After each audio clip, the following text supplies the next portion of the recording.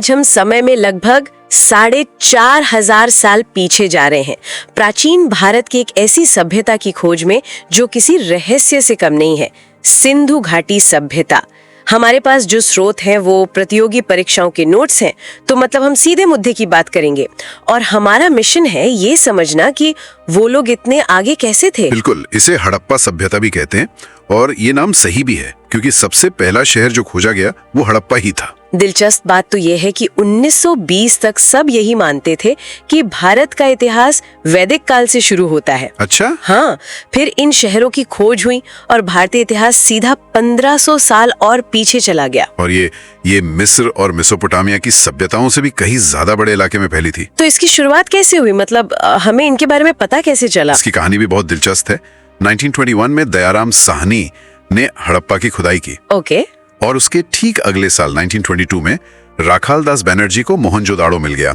लेकिन दुनिया के सामने इसकी घोषणा हुई 1924 में। तो ये घोषणा किसने की? सर जॉन मार्शल ने। और तब जाके सबको पता चला कि भारत में मतलब पिरामिड की दौर की एक शहरी सभ्यता मौजूद थी। और ये सिर्फ 2 शहर नहीं थे, है ना? हमारे नोट्स में तो कालीबंगन, लोथल, धौलावीरा और राखीगढ़ी का भी जिक्र है। राखीगढ़ी तो शायद भारत में मिला अब तक का सबसे बड़ा हड़प्पा स्थल है। बिल्कुल। और जब पुरातत्वविदों ने इन शहरों को खोदना शुरू किया तो वो हैरान रह गए। ऐसा नहीं था कि ये बस यूं ही कोई बस्तियां थीं। इन शहरों को देखकर लगता है जैसे किसी आर्किटेक्ट ने पूरा नक्शा बनाकर इन्हें बसाया हो। अच्छा, जैसे आजकल के प्लान सिटीज होते हैं, मतलब सड़कें और गलियां एक तय पैटर्न में। उससे भी बेहतर, शहर ग्रिड पैटर्न पर बने थे। Grid pattern? हाँ, मतलब सड़कें एक दूसरे को 90 डिग्री के कोण पर काटती थीं, बिल्कुल चेसबोर्ड की तरह। यह हमें एक बहुत बड़ी बात बताता है कि उस समाज में कोई केंद्रीय सत्ता रही होगी। सही पकड़ा, कोई तो था जो ये फैसले ले रहा था कि सड़कें कहाँ बनेंगी और घर कैसे बनेंगे। एक मिनट, लेकिन जो चीज मुझे सबसे ज्यादा हैरान करती है वो है उनकी ड्रेनेज सिस्टम। मैंने पढ़ा है कि हर घर से नालियां निकलती थी जो ढकी हुई मुख्य नाली से जुड़ती थी 4000 साल पहले। हाँ, आज भी भारत के कई शहरों में ये एक सपना है और यही तो इस सभ्यता की सबसे असाधारण उपलब्धि है।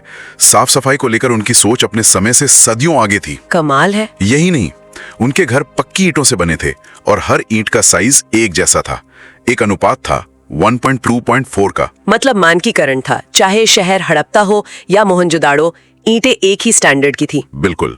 और मोहनजोदाड़ो का महान स्नानागार और लोथल का बंदरगाह, जिसे हम डॉकयार्ड कहते हैं, वो भी तो उनके लाजवाब इंजीनियरिंग के सबूत हैं। सही कहा।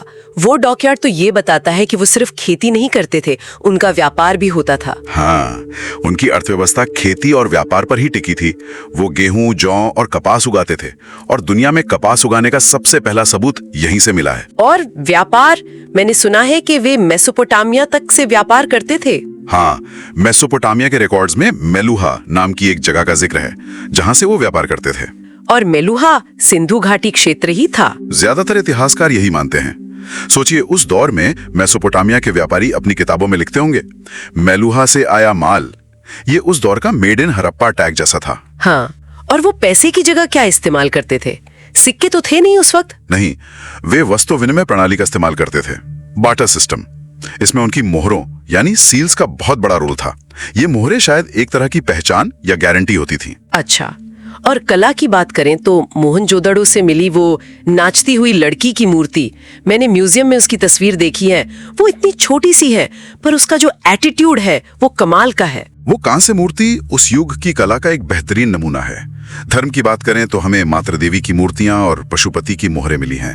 पशुपति को भगवान शिव का शुरुआती रूप माना जाता है। तो हम उनके शहरों, व्यापार, कला, इन सब के बारे में इतना कुछ जानते हैं, लेकिन एक चीज है जो आज भी एक पहेली है, उनकी लिखावट। और यही इस सभ्यता का सबसे बड़ा रहस्य है।